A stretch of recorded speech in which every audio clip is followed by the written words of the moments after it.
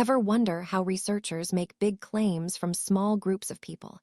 It all comes down to the sampling distribution.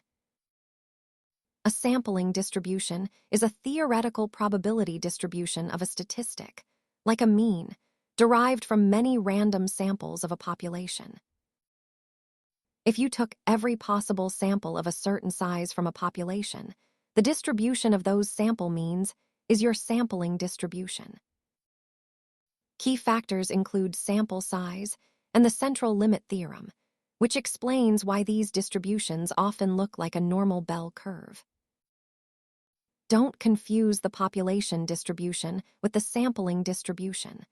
One describes individuals, while the other describes the behavior of our calculated averages. This chart shows how sample means cluster around the true population mean. Most samples will fall close to the center point. It is essentially the bridge that allows statisticians to make reliable inferences about a large group without needing to survey everyone. Understanding these distributions helps you make sense of data-driven claims.